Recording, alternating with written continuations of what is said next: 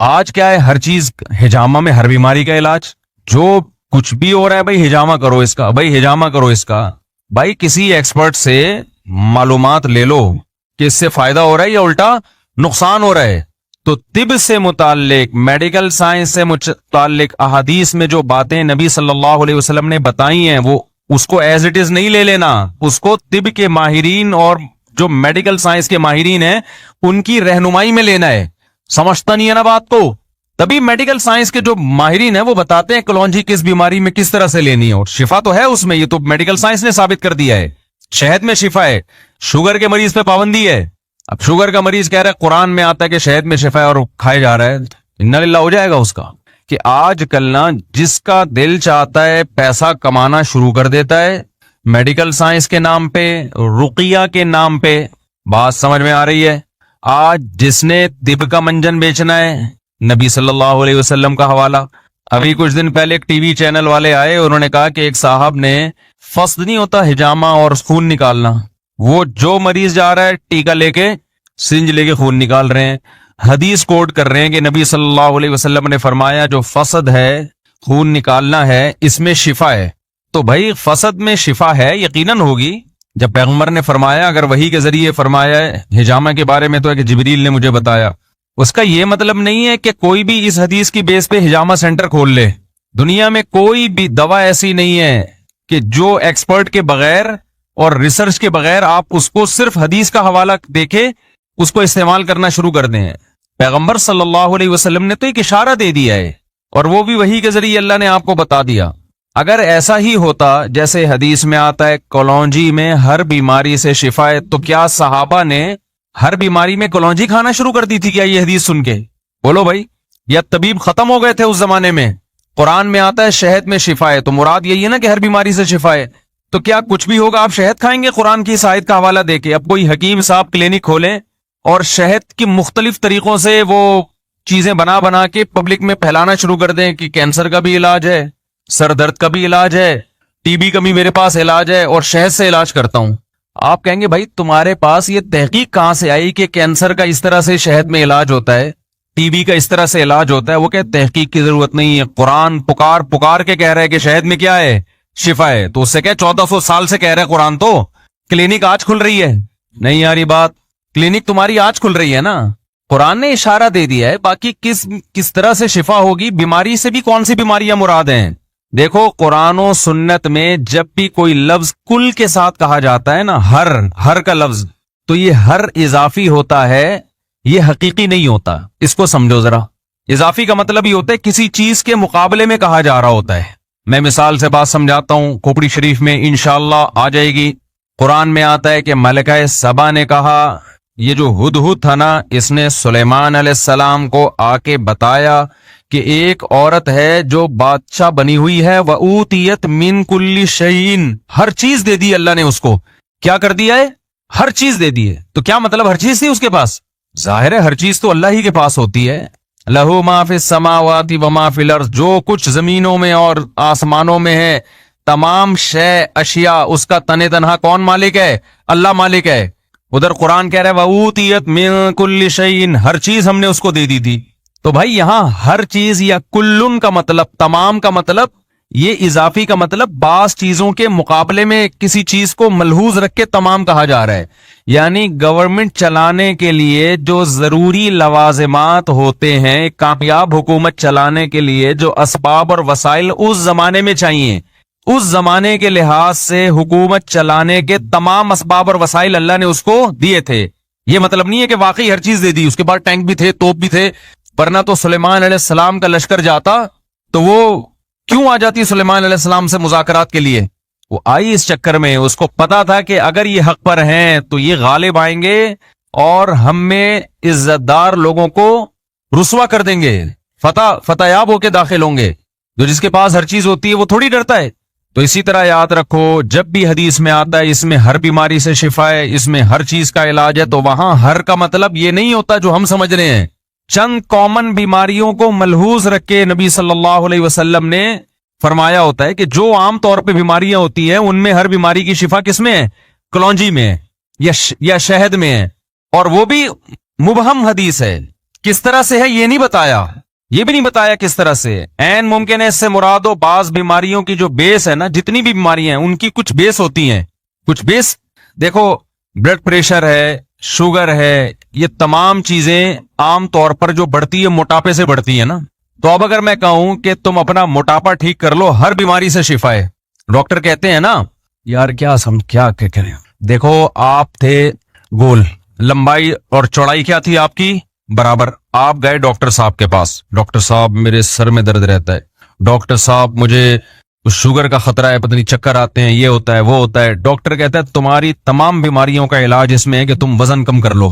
بلکہ ڈاکٹر یہ کہے گا آج کل تمام بیماریوں کا علاج یہ ہے کہ لوگ اپنا وزن کم کر, کہتے ہیں نا ڈاکٹر. تو کیا تمام کا مطلب کیا ہوتا ہے؟ اب آپ کے سر پہ بال نہیں اگ رہے, بیماری ہے, تو کیا وزن کم کر لو بال اگائیں گے؟ میں حدیث کو ایکسپلین کرنے کے لیے یہ مثالیں دے رہا ہوں. بھائی ڈاکٹر جب کہتا ہے ہر بیماری سے شفا ہے, تو اس کا ہر کا مفہوم یہ نہیں ہوتا کہ کائنات میں ایڈز کا بھی علاج بھی اسی میں ہے کہ آپ وزن کم کر لیں, یا ٹی بی ہوئی ہے تو اس کا علاج بھی اسی میں ہے. بھائی بہت ساری کامن بیماریاں, ان کامن میں سے تمام بیماریوں کا علاج کس میں ہے کہ آپ اپنا وزن کم کر لیں, جو کامن بیماریاں ہیں.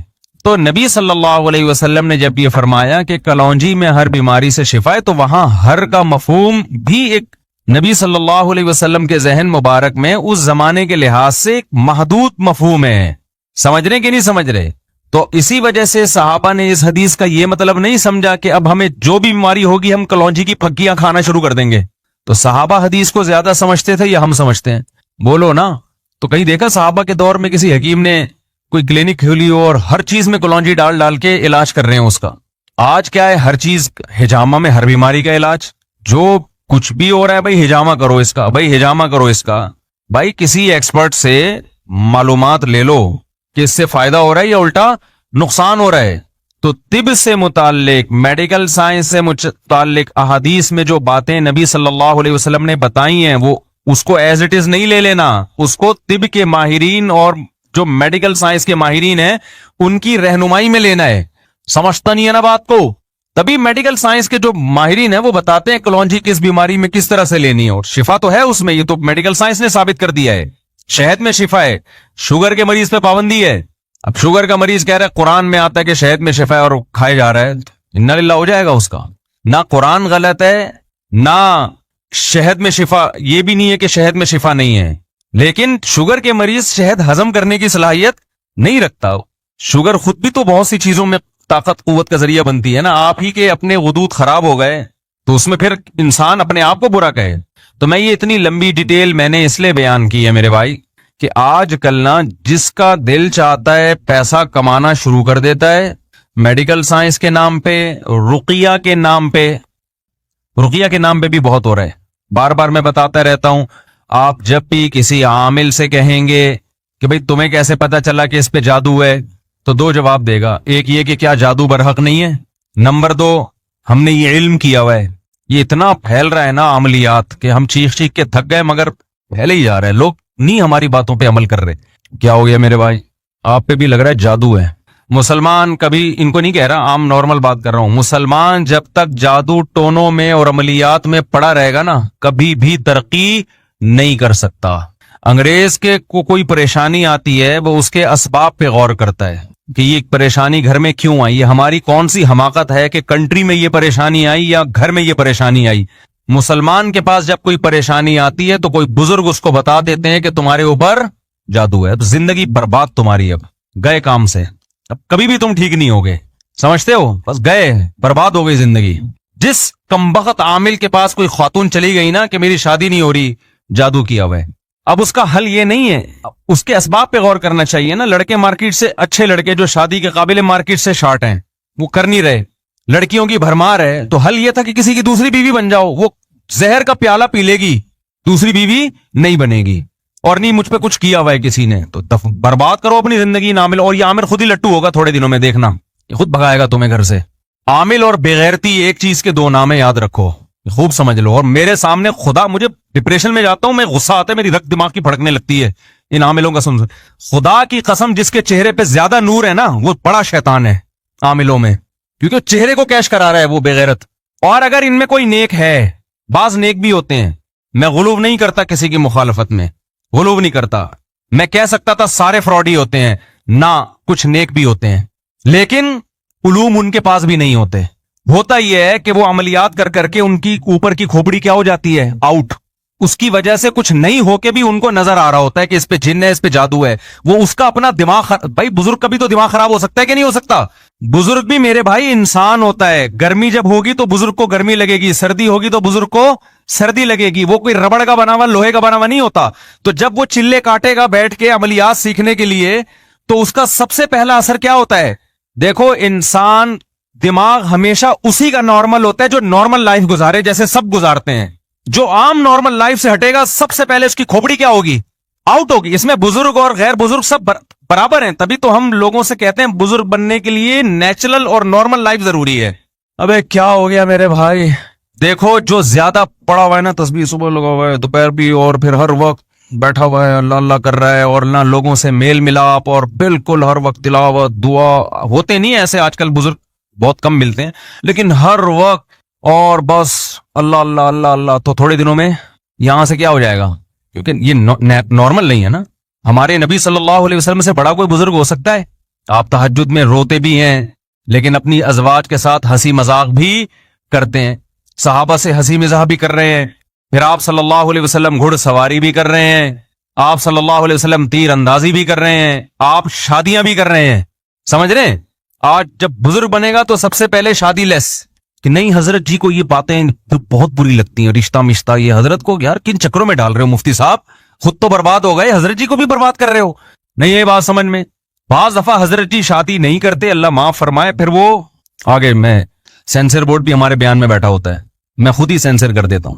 कितने वाकयात ऐसे हुए हैं। खैर, नॉर्मल लाइफ, नेचुरल लाइफ। देखो, ये जो इबादत है ना, ये भी नॉर्मल और नेचुरल है। जो नमाजें हम पढ़ते हैं, रोजे रखते हैं, ये भी नेचुरल है। जो ये नहीं करते वो भी, उनकी सेटिंग भी आउट हो जाती है। गोरे की सेटिंग ही तो आउट हुई हुई है ऊपर से, तभी तो होमोसेक्सुअलिटी को प्रमोट कर रहा है, निकाह को खत्म करके जिना को, अप्पा ओल्ड हाउस और हुकूक की बात फिर भी कर रहा है। Women rights, human rights. अबे कैसी ह्यूमन राइट्स है? बीवी को एक कप चाय तो पिला दे। नहीं जी, विमेन राइट तो खोपड़ी आउट होने की तो अलामत है। यार मुझे एक बात बताओ, नहीं बताओ, रहने दो। ये बात मैं बहुत दफा रिपीट कर चुका हूं ना, इसलिए मैं नहीं ये पूछ रहा आपसे। अगर खोपड़ी आउट ना हुई होती तो होमोसेक्सुअलिटी को कम से कम लॉ का हिस्सा नहीं बनाते। ये तो गधे घोड़े भी ये काम नहीं करते। अच्छा, मुझे बाज लोगों ने कहा मुफ्ती साहब आपकी रिसर्च पूरी नहीं है, जानवरों में भी है ये अमल। देखो, जब किसी चीज को हलाल करना होता है ना, ये बड़ी ताकतों ने, तो रिसर्च के नाम पे कुछ भी बना के पेश किया जा सकता है। जो आम चीजें होती है ना, वो अल्लाह ने लोगों से ओझल नहीं रखी होती हैं। आप भी इस इंसानों में पैदा हुए, इंसानों में बड़े लाखों जानवरों को आपने देखा होगा, कभी आपने मेल को मेल के साथ क्रॉस होते हुए नहीं देखा। अब पता नहीं कौन से अफ्रीका के जंगल से किसी बंदर की वीडियो बना के उन्होंने यूट्यूब पे शाया कर दी कि देखो ये भी होता है। तो ये हमें क्यों नजर नहीं आ रहा? सारी दुनिया को क्यों नजर नहीं आ रहा? चंद साइंसदानों को क्यों नजर आ रहा है ये? तो ये तहकीकात हमारे सामने पेश मत किया करो। ये मेल का मेल की तरफ मैलान और औरत का औरत की तरफ, ये गधे घोड़े भी ये काम नहीं करते। अब किसी गधे की रिपोर्टें हमारे सामने अगर साइंसदान पेश कर देंगे, उस रिपोर्ट को उठा के हम दीवार पे मार देंगे। हम कहेंगे इसके लिए रिपोर्टें पेश करने की जरूरत नहीं है। तो सुबह शाम लोग अपनी आंखों से देख रहे हैं। एक न्यूट्रल आदमी ने आज तक ऐसी कोई रिपोर्ट नहीं दी होगी, ना किसी गांव में, ना किसी सहरा में, ना किसी देहात में। हमारे यहां तो गधे माशाल्लाह होलसेल के हिसाब से, एक भी गधा ऐसा नहीं है, गधा होने के बावजूद एक भी गधा ऐसा नहीं है। पता नहीं कहां से जंगलों में कौन से गधों की रिपोर्टें मिल गई हैं। तो इन रिपोर्टों से मुतासिर होने की बिल्कुल भी जरूरत बोलो नहीं है। जैसे डार्विन ने जब कहा ना बंदर से इंसान बना है, तो रिपोर्टें वो भी ले आया था बहुत सारी, कि वो एक ढांचा दरियाफ्त हुआ है, वो आधा बंदर है आधा इंसान है, नीचे से वसीम भाई लग रहा है, ऊपर से बंदर लग, इस तरह की जो ना उन्हें निकाले हैं। वहां सबसे बड़ा सवाल ये होता है कि तुझे एक फलां जगह क्यों मिल रहा है? ये तो करोड़ों नस्लें होनी चाहिए थी, करोड़ों ढांचे होने चाहिए थे जो बंदर से इंसान की तरफ आते हुए रास्ता तय करके आए हैं। तो करोड़ों ढांचे होने चाहिए ना उसके। वो एक साइंटिस्ट को अफ्रीका के जंगल में, एक को अंटार्कटिका में क्यों मिल रहा है? अबे नहीं आ रही बात समझ में? तो ये तहकीके इल्म के लिए ना सबसे पहले क्या चाहिए? खोपड़ी। बार बार मैं बताता हूं ना, हमारे फरमाया करते थे जितना इल्म हो ना उससे 10 गुना ज्यादा अकल होगी तो इस इल्म का फायदा है। अकल के बगैर जब इल्म आता है ना तो वो इल्म गुमराही का जरिया बनता है। ये हो नहीं सकता कि इंसान खुद ब खुद बन के आ गया हो, या कोई सेल खुद ब खुद वजूद में आ गया हो। कहते हैं ना एक सेल था उससे ये डिवाइड होते चले गए, ये मुमकिन नहीं है। ناممکن. نر مادہ کیسے بن گئے؟ ان کے ملاپ سے ماں کی چھاتیوں میں دودھ کیسے آ گیا؟ فطرت نے اتنی ذہین ہے کہ اپنے آپ کو ایسا ڈیزائن کر لیا. اٹ ازنٹ پاسبل میرے بھائی, یہ ممکن نہیں ہے, چاہے سارے سائنسدان اس پر متفق ہو جائیں. اللہ میاں تو اس سے بڑی باتیں کر رہے ہیں. اللہ میاں کہتے ہیں لن یخلقوا الذباب. تم کہہ رہے ہو فطرت نے اپنے آپ کو بنا لیا, تم سارے سائنسدان مل کے ایک جاندار مکھی نہیں پیدا کر سکتے. نہیں یہی بات سمجھ میں, اور کہہ رہے ہو مکھی خود بخود پیدا ہو گئی ہے بھائی, اور مکھی سے عجیب چیز انسان ہے, وہ بھی آٹومیٹیکلی ہو گیا. نہیں ہو سکتا. تو بات سے بات چلتی ہے, کیا کریں یار. قیام تھا وہ پہلے ٹاپک مکمل کروں, یہ جو میں لے کے چل رہا تھا. ابے یہاں جو آیا تھا نا, میں یہ ڈارون سے پہلے کدھر تھا میں, ریورس کا بٹن تھوڑا سا کرنا. ڈارون سے پہلے میں کدھر تھا, ہے جن جنات پہ نہیں, اس کے بیچ میں کسی ٹاپک پہ چل رہا تھا میں. بڑے مسائل ہیں یار پاکستان. لوگ کہتے ہیں مفتی صاحب کا حافظہ خراب ہو گیا, تو اتنے سینکڑوں لوگ بیٹھے ہوئے ان کو بھی یاد نہیں, تو پھر ہم میں آپ میں کیا فرق ہے. تو جن چڑیل بھوت کی بات چل رہی تھی, عملیات کی بات چل رہی تھی, تو میں ان کے خلاف, ہاں میں یہ کہہ رہا تھا کہ سارے عامل 2 نمبر بولو نہیں ہوتے, کچھ 1 نمبر ہوتے ہیں, لیکن عملی اوپر کی سیٹنگ آؤٹ. اب لوگ کہتے ہیں اتنے بڑے بزرگ ہیں, یہ سیٹنگ کیسے آؤٹ ہو گئی؟ تو بزرگ کو جب سردی ہو تو سردی لگے گی کہ نہیں لگے گی, گرمی ہو تو گرمی لگے گی کہ نہیں. یہ کوئی کہے کہ بزرگ ہو کے سردی کیسے لگ رہی ہے؟ سردی لگنا اس کی علامت ہے کہ بزرگ ماحول کے اثرات بولو قبول کرتے ہیں. گرمی ہوگی تو بزرگ کو بھی گرمی لگے گی, اس کا مطلب باہر کے اثرات بزرگ قبول کر رہے ہیں. خدا نخواستہ کوئی ایکسیڈنٹ ہوا, دماغ پہ چوٹ لگی, تو دماغی توازن بگڑنے کا بھی خطرہ ہوتا ہے کہ نہیں ہوتا؟ اب کوئی کہے یہ چونکہ نیک ہے, ان کے سر پہ جتنی کوک کی گیند بھی کھینچ کے مار دو گے ان کو کچھ نہیں ہوگا. بھائی ہوگا, اس کا بزرگی سے کوئی تعلق نہیں ہے. بزرگی تو اعمال کو کہتے ہیں نا. تو ایسا ہی یاد رکھو, جو جن چڑیل بھوت بھگانے کے لیے چلا کشی کرتے ہیں, عملیات کرتے ہیں, وہ چونکہ نارمل روٹین پہ نہیں ہوتے, تو جو بھی نارمل روٹین پہ نہیں ہوگا اس کی اوپر کی کھوپڑی کیا ہوگی میرے بھائی؟ آؤٹ. اچھا بہت سے عامل کہہ سکتے ہیں ہم تو نارمل روٹین پہ, ہم صبح اٹھتے ہیں, جاگنگ کرتے ہیں, نماز پڑھتے ہیں, نہا دھو کے یہ کرتے ہیں وہ کرتے ہیں.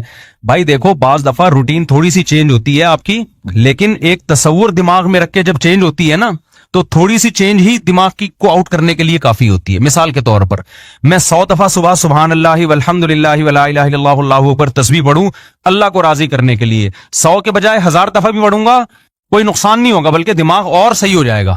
لیکن اگر میں 100 دفعہ یہ تسبیح پڑھوں گا یہ سوچ کے کہ مجھے جنات بھگانے کا علم آ رہا ہے, آئی بات سمجھ میں, یہ تصور قائم کر کے کہ مجھے اب میں عامل بن رہا ہوں, اب مجھے جن چڑیل بھوت پہ پاور آ رہی ہے, اب میں حصار کا, یہی ان کے نا دماغ میں یہ چیزیں ان کے استاذ بتا رہے ہوتے ہیں کہ تم جب یوں کر کے یہ تسبیح 100 دفعہ یا 1000 دفعہ صبح پڑھو گے تو یوں جن چڑیل بھوت تمہیں نظر آنا شروع ہوں گے, پھر دیکھنا اس دن ایک سایہ آئے گا, وہ سائے پہ تم کنٹرول کرنا. جب یہ تصور میں 50 دفعہ بھی کافی ہے اوپر کی کھوپڑی آؤٹ کرنے کے لیے. نہیں یہ بات سمجھ میں, کیونکہ یہ نارمل انسان کا کام ہے ہی نہیں. کوئی اس طرح سے نہ جن پہ کنٹرول ہوتا ہے, نہ چڑیلوں پہ کنٹرول ہوتا ہے, نہ کوئی حصار وسار اس طرح سے آتے ہیں انسان.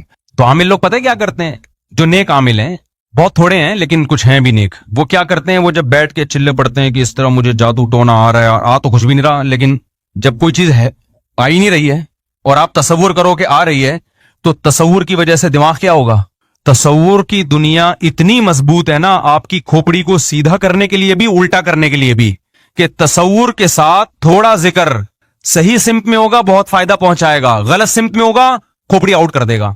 مثال کے طور پر میں اکثر بتاتا ہوں نا, جو صوفیہ کرام ہیں, مشائخ اعظام ہیں, ان میں ایک تسبیح جس کو اثبات و نفی کا ذکر کہا جاتا ہے, ہم بھی کرتے تھے, وہ اب بھی کبھی موقع ملتا ہے تو کرتے ہیں, سنت نہیں ہے وہ, لیکن اس تصور کے جمانے سے فائدہ یہ ہوتا ہے کہ تھوڑے ذکر میں فائدہ بہت زیادہ. ذکر کے 2 مقصد ہیں, ایک اللہ کو یاد کرنا اور ایک دل میں اللہ کی محبت پیدا کرنا. تو جب آپ لا الہ الا اللہ کا ذکر کرتے ہیں نا, لا الہ الا اللہ تصور کے ساتھ, کہ میرے دل سے لا الہ پہ تصور کریں اللہ کے سوا ہر چیز کی محبت نکل رہی ہے, اور الا اللہ کا مطلب صرف اللہ جا رہا ہے میرے دل میں. اس تصور کے ساتھ جب آپ 100 دفعہ لا الہ الا اللہ پڑھتے ہیں تو جو اللہ کی محبت جتنی مضبوطی سے پیدا ہوتی ہے دماغ میں, اللہ کی محبت کا جو تصور بنتا ہے وہ بغیر دھیان کے پڑھنے سے 1000 دفعہ پڑھنے سے بھی نہیں بنتا. وہ